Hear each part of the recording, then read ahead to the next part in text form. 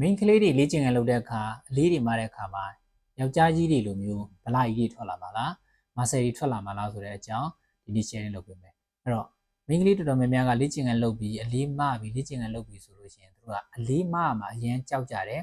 ဘာဖြစ်လို့အလေးမမှာကြောက်တာလဲဆိုတော့သူတို့ကယောက်ျားကြီးတွေလိုဖြစ်လာမှာဆိုလို့ဗလာကြီးတွေဖြစ်လာမှာဆိုလို့ပြောတယ်ပေါ့နော်အဲ့တော့သူတို့ရဲ့အမြင်မှာသူတို့မျိုးလုံးထဲမှာမြင်ခဲ့ဘူးတဲ့ကာယဗလမောင်တွေမယ်တွေ fitness influencer တွေသူတို့တွေကိုကြည့်ပြီးတော့သူ့လူမျိုးမှာစိတ်တွေထွက်လာမှကြောက်တယ်ဆိုတာမျိုးတွေးတာလည်းဖြစ်ကောင်းဖြစ်လိမ့်မယ်ပေါ့နော်အဲ့တော့ကျွန်တော်တို့တခုပြောချင်တာကကာယဗလမောင်တွေဒီလို fitness influencer တွေကဒီခန္ဓာကိုယ်ကနေပြီးတော့မာစေအဖုအထစ်တွေထွက်ဖို့ဆိုလို့ရှိရင်သဘာဝအတိုင်းမဟုတ်တဲ့တားမြစ်ဆေးတွေသုံးပြီးတော့ဒီခန္ဓာကိုယ်အတွက် protein တွေကိုအများကြီးစားတဲ့အလေးတွေကို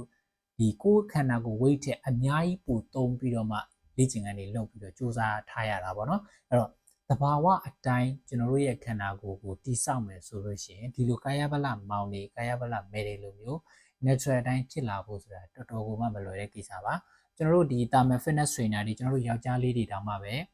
ဂျင်မာလေးတွေမှာတဲ့အစားအသောက်ကိုတေချာစားတယ်10စုနှစ်တစ်ခုလောက်တိတိကျကျလောက်တာတော့မှပဲ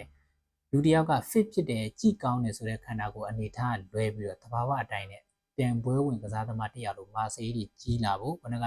main ကလေးတွေထင်ကြတဲ့ဟိုဗလာကြီးတွေအဖူထစ်တွေဖြစ်နေမှာအဲ့လိုပုံစံမျိုးဖြစ်ဖို့တော်တော်လေးကိုမလွယ်တဲ့ကိစ္စပါအဲဒါကြောင့်မလို့ main ကလေးတွေအနေနဲ့အလေးမဖို့မကြောက်ပါနဲ့အလေးကိုတိုးပြီးတော့မှာပါကျွန်တော်အလေးကိုတိုးမှကျွန်တော်ရဲ့ခန္ဓာကိုယ်စူးစမ်းလှမှာမာဆယ်တိဆောက်ဖို့လွယ်မှာပေါ့နော်အဲ့တော့အလေးပေါ့လေးနဲ့ကျွန်တော်တို့အကြည့်ရတဲ့အများကြီးကစားနေတည်ရတဲ့ကျွန်တော်ရဲ့ခန္ဓာကိုယ်ကတိုးတက်မှုနေပါလိမ့်မယ်ဒါကြောင့်မလို့အလေးမဖို့မကြောက်ပါနဲ့